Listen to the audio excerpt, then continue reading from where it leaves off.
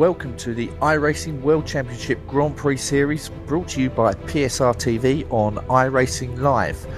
We've got 5 rounds of the championship remaining, and this week we head to the dramatic Road Atlanta course for 75 laps around a 2.5 mile road circuit.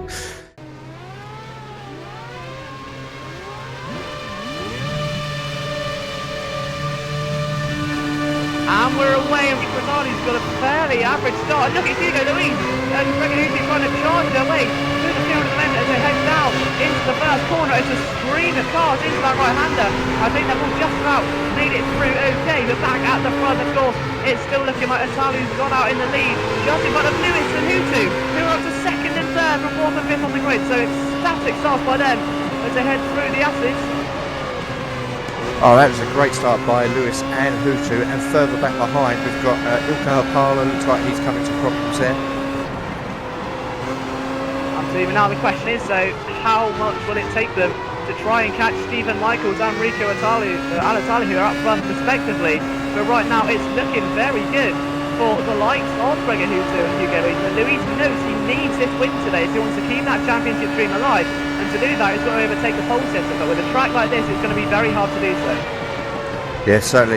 It's a shame to see Stephen Michaels drop back the order at the start there. I know speaking to him before the race, he said he was really nervous.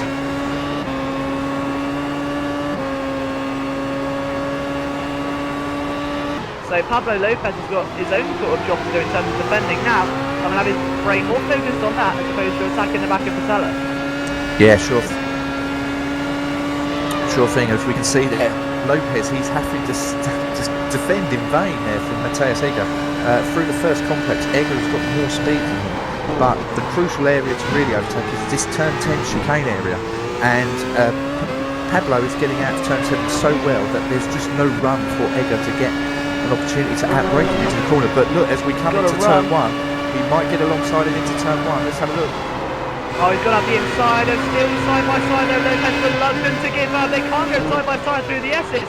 He may have to give that one up just purely for safety. I think he's made the right decision there, but he did get a little bit wide. And that, of course, is going to unleash Cotavara, who's not too far away until you can see him just gaining on Lopez now. So this could be the beginning of a very cool tumble for Pablo Lopez at the moment. But look how much speed that Egger's pulled away already. He's going to have his eyes set on the rear end of Patella. I wonder if he can catch him in front.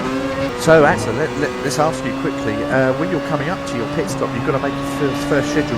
What's going through your mind? What kind of checks are you making before you head into pit lane? Well, obviously the last lap before you pit, you're already visualizing the pit road, and you have to set your fuel, right? Because for the pit stop, you don't want to take too much fuel for the next stint. It's very important that you set that up, and at the start you can set it up, of course, instead of on the straights, but it still has to be done. It takes the focus a bit away from driving, and sometimes often you see drivers losing a lot of time in their in-lap just because they are stressing about other things. What happened? That was coming out of the S's. Oh, and he's picked a bit of apex on the rear end, snaps away from it. He goes careering into the gravel trap, I beg your pardon, and slams it into the wall, and that is the end of what was a promising race there for Martin Kroenke. Look at Lopez then trying to defend. He's got Patella on the inside, and there's always a bit of contact there, and Lopez is almost off track. Somehow holds that one together. A little bit of a cheeky tap there from Patella as they fly into this final corner, and now look at it, is allowed to catch up. Cotavara is right back on the tail of these two as they head into turn 1. This train could not get any more exciting right now as they will flow in towards the S's. We've seen Lopez do a lot of defending today. His defending skills been pushed to the limit. Possibly beyond that, is he's got a very feisty young man of Marty Patella. And now watching Lopez, now again he's kind of broke away from Cotavara. The gap between these two is ebbing and flowing, and yet Lopez, he's holding it, he's keeping his cool. I mean, I don't know if you know, Pablo, we call him Pablo GoPro Lopez because each race he has a GoPro camera kit and he records his face and all his racing and publishes a video afterwards for people to see. And some of the faces Pablo can pull whilst he's racing is amazing. It's always worth a watch.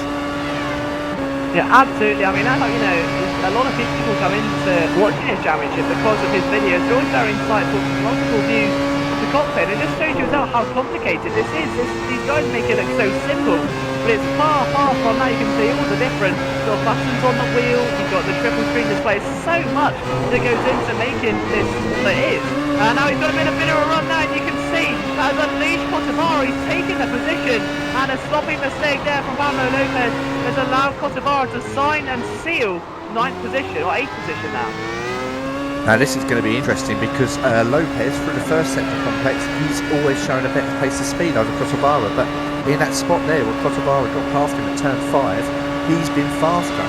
So I think this fight is not over at the least. I mean, Cotavara, he's going to find it difficult. Oh, look, and he's looking to take the spot back. Oh, and that was close.